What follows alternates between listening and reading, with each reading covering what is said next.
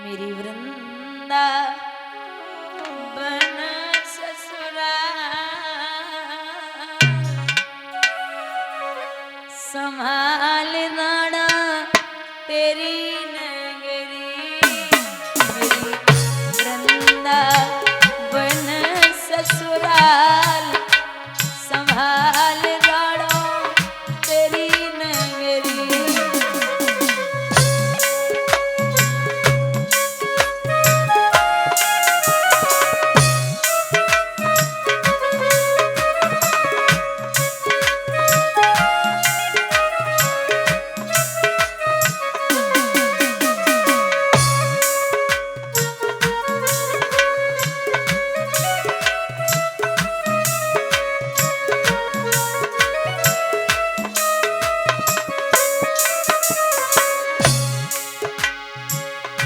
कृष्ण नाम यति नीको लागे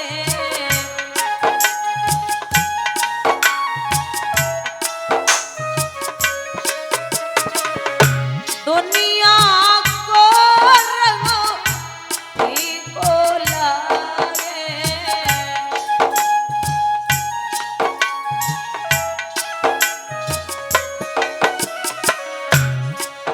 मोए ना भावे घर द्वार संभाल नाड़ा तेरी नगरी।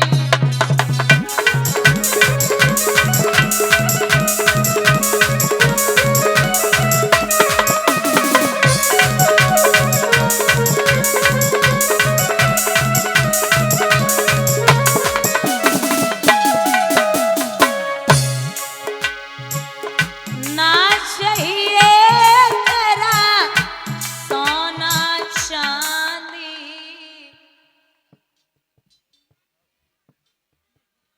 जब ध्यान हो सोना चांदी पे तब ना सब अपनों अपनों देख रही का पहन के आए हम ये बोलो ना चाहिए तेरा सोना चांदी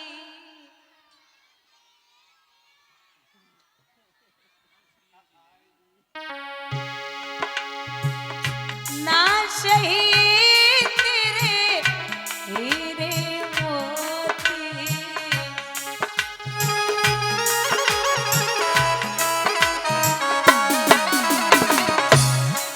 मैं तो तज पे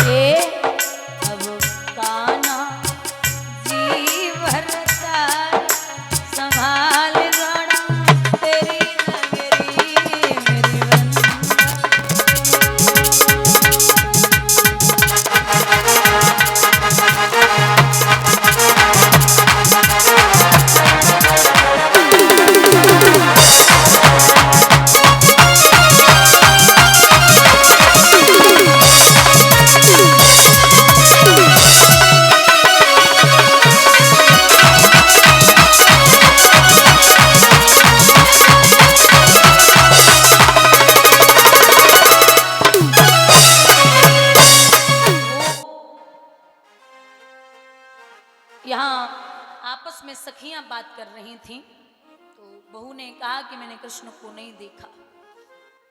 तब तक राधा गाय दोहवे के लिए पहुंची। राधा को देख के पूछी है ललिता ने, कृष्ण कहाँ है? राधा बोली, आप बावरी हो, कृष्ण किसी के बंधनों में नहीं है, वो जगत प्रेमी है, जो भाव से बुलाएगा वो जाएगा। आपको क्या लगता है कि वो बंधन में है किसी के? अगर कृष्ण भाव के भूखे न होते तो सबरी के यहां भगवान जूठे बेरों का भोग नहीं लगाते। अगर भगवान ऐसे ही होते तो सदन कसाई के यहां उस पर कृपा नहीं करते, क्योंकि जो कसाई होकर के कृष्ण को एक तरफ मांस तराजू में रखता और एक तरफ प्रभु शालिग्राम की मूर्ति रखता कि ये कितना हिसाब किताब है, कितनी तौल है इसकी। इस जो सदन कसाई था ना, एक तरफ प्रभु शालिग्राम को रखता गोल गोल से और एक तरफ मांस रखता तराजू में।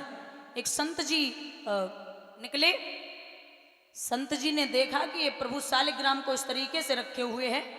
संत जी बोले, बाबरे कसाई है तू, इतना बड़ा पाप कर रहा है, अरे लाइए प्रभु हमें दे दे। शालिग्राम को लियो और लेके चले। जाए के पहुंचे तो पंचामृत से स्नान करायो और स्नान कराए के अलवारी में रख दियो और भोग लगाए दियो, दही दूध चीनी मिश्री भोग लगाए के जब बिठाई दिए शाम को, वो सो गए संत जी। भगवान रात्रि में सपनों देख के बोले कि तुम तो बड़े खराब हो। हैं? संत जी बोले, मैंने क्या किया? बोले, आप तो बड़े खतरनाक हो, कितना बढ़िया मैं रोज झूला झूलता था, इधर से उधर ऊपर से नीचे ऐसे ऐसे, कितना बढ़िया झूला चल रहा था, और आपने तो आकर के यहाँ बिठा दिया अलवारी में, मिश्री के 2 दाने दे दिए, दूध पिला दिया, मेरी बस भूख खत्म हो गई। अरे जाओ, मुझे वही झूला झूलना है, दे के आओ। संत जी लेके पहुंचे सदन कसाई से बोले, जे लो, जे तो तुम्हारी तराजू में ही खुश हैं, जो हम पे प्रसन्न ना होवेंगे, ले इन्हें पकड़ो। अब सदन कसाई ने लियो, सो आंखों में आंसू आ गए, प्रभु मैं इतना बड़ा पापी हूं और आप हम पे प्रसन्न हैं।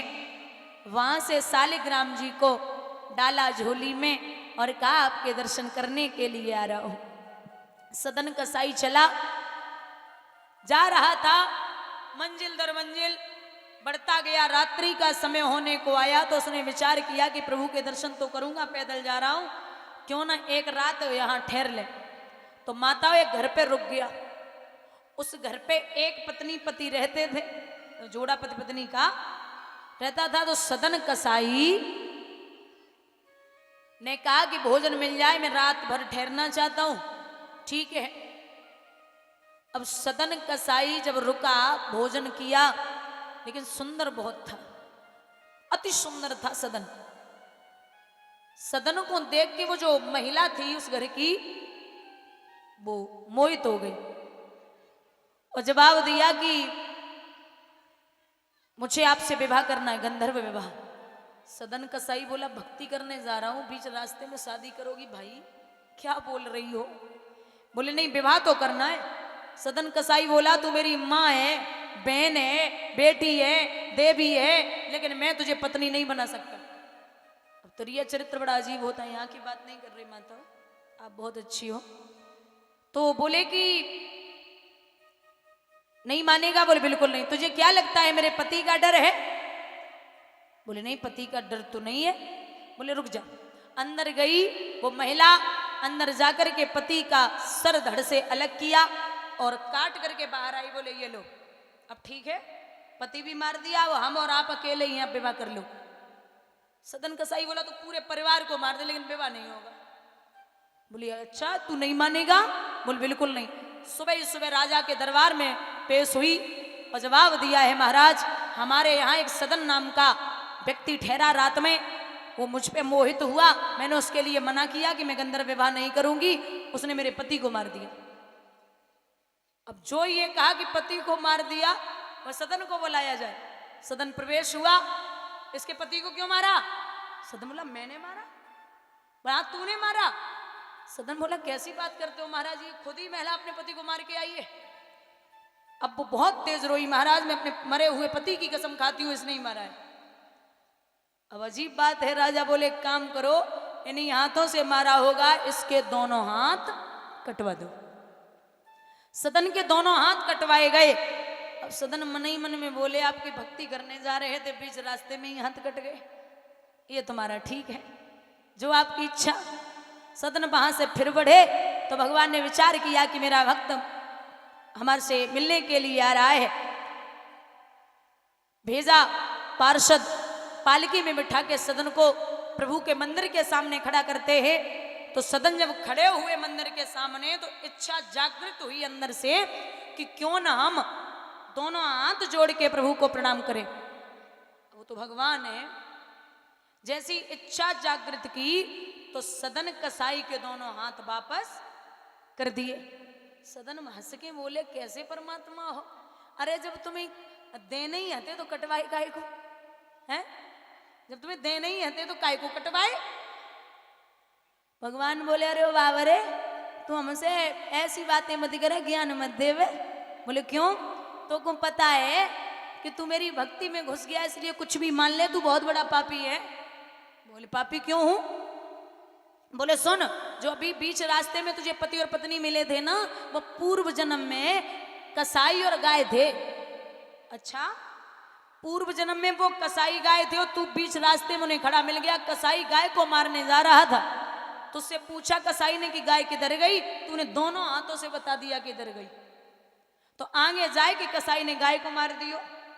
अब उस जन्म में कसाई ने गाय को मारा था, इस जन्म में वो पति पत्नी हुए तो गाय ने कसाई को मार दिया। और तूने दोनों हाथों से बताया था कि गाय इधर गई तो तेरे दोनों हाथ कटवा दिए गए। अब वो तो शुक्र मना मेरा कि तूने मेरी भक्ति चालू कर दी, जो दोनों हाथ वापस आ गए। बोलिए गोविंद भगवान की। ये भाव और ये भक्ति होती है। भगवान जब कसाईयों पे कृपा कर सकते हैं तो हम और आप कलयुग केवल नाम आधारा और सुमिर सुमिर नर तरह, सोते जागते खाते पीते चलते फिरते उठते बैठते आप किसी भी तरीके से नाम लो, लेकिन भाव होना चाहिए। आपके अंदर भगवान के प्रति प्रेम होना चाहिए। यहां राधा इतना कह करके खरक में घुसी तो कृष्ण ने जरा से दर्शन दिए कि आपने ललिता के प्रश्नों का उत्तर बड़ा अच्छा दिया। अब भगवान अंतर ध्यान हुए तो राधा ने विचार किया कि मैं बिना कृष्ण के किसी और का चेहरा देखना पसंद नहीं करूंगी, इसलिए नेत्र बंद करके लेट गई। बड़े बड़े ज्योतिषी वैद आए, लेकिन लिखा है कि सूरज छिप जाए मेघ पाकर, चंद्रमा अमावस आने से, लेकिन ये प्रेमी नैन कभी छुप सकते नहीं छुपाने से। स्वयं कृष्ण आए। कृष्ण ने जार फूक करके धीरे से राधा के कान में कहा, राधा